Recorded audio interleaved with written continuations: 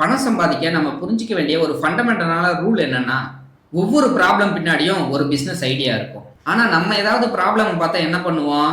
அதுல ஏதாவது குறை கண்டுபிடிச்சு, இது இப்படி இருக்கு, அது அப்படி இருக்கு, இது இப்படி நடந்திருக்கலாம், அது அப்படி நடந்திருக்கலாம்னு தான் சொல்லிட்டு இருப்போம். இப்படி பண்றதுக்கு பதிலா அந்த ப்ராப்ளம்க்கு ஒரு சொல்யூஷன் கண்டுபிடிச்சீங்கன்னா, கண்டிப்பா அது ஒரு பிசினஸ் ஐடியாவா மாறும். அதுல இருந்து உங்களுக்கு பணமும் வரும். எக்ஸாம்பிளுக்கு டே டு டே லைஃப்ல எடுத்துக்கோங்க. உங்ககிட்ட யாராவது வந்து உங்களுக்கு ட்ரெயினுக்கோ, பஸ்ஸுக்கோ இல்ல சினிமா பார்க்கறதுக்கோ உங்களுக்கு டிக்கெட்டை நான் புக் பண்ணி தரேன். நீங்க எனக்கு கமிஷனா ஒரு ₹10 கொடுங்கன்னு சொல்லி கேட்டா நீங்க கொடுத்துருப்பீங்களா? இதை ஒரு பிசினஸ் மாடலாவோ நீங்க நம்பிருப்பீங்களா?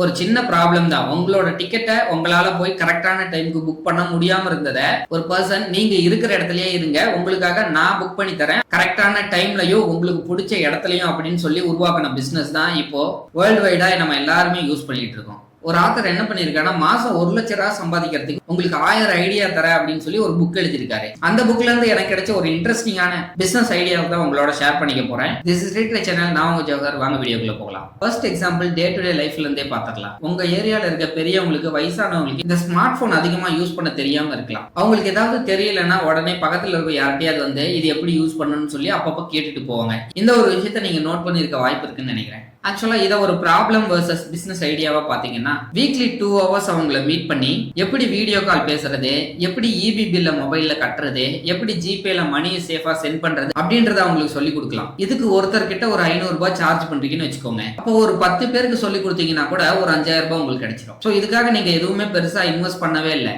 இதெல்லாம் ஒர்க் ஆகுமான்னு கேக்குறீங்களா? இது ஒர்க் ஆகும்னு எனக்கு கூட தோணுது. ஏன் அப்படின்னா, பெரியவங்க, வயசானவங்க மத்தவங்க கிட்ட ஹெல்ப் கேட்க கொஞ்சம் கூச்சப்படுவாங்க. இப்போ உங்க வீட்டுல இருக்க பெரியவங்களே எடுத்துக்கோங்க.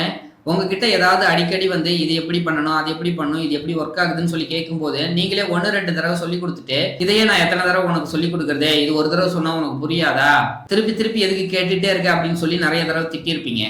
சோ இந்த மாதிரி ஒருத்தர்கிட்ட கேட்டா அவங்க நம்மளை திட்டிடுவாங்களோ அப்படின்னு சொல்லி அவங்க ரொம்ப கூச்சப்பட்டுட்டு கேட்க மாட்டாங்க. இதுவே ஒருத்தருக்கு பே பண்ணி அவங்க கத்துக்கிறாங்கன்னா எத்தனை தடவை வேணா கேட்கலாம் அப்படின்னு அவங்களுக்கு ஒரு கான்பிடென்ட் வரும். இதுவே காசு வாங்கிட்டோம் அப்படின்னு ஒருத்தர்கிட்ட கமிட்மெண்ட் இருந்துச்சுன்னா அவங்க எத்தனை தடவை கேட்டாலும் நம்ம ப்ராப்பரா சொல்லி கொடுக்கணும் அப்படின்ற ஒரு கமிட்மெண்ட் அவங்களுக்கு வந்துடும். ஸோ இதை ஒரு ப்ராப்ளமா கன்சிடர் பண்ணி இதுக்கு சொல்யூஷன் கொடுக்குற விதமா நீங்க அவங்களுக்கு சொல்லி கொடுக்குறேன்னு சொன்னீங்கன்னா கண்டிப்பா they are ready to pay for that. நீங்க எந்த ஒரு ப்ராப்ளமுக்குமே புதுசாலாம் ஒரு சொல்யூஷன் கண்டுபிடிக்கணும்னு அவசியம் இல்லை. ஏற்கனவே இந்த உலகத்துல அந்த ப்ராப்ளம் இருந்திருக்கும், அதை ஒருத்தர் சால்வ் பண்ணிருப்பாரு. அந்த ஒரு மெத்தடை எடுத்து அதை நீங்க பாலிஷ் பண்ணி அப்டேட் பண்ணி அந்த சர்வீஸை கொடுத்தீங்கன்னாவே நிறைய பேர் அதை வாங்குவாங்க.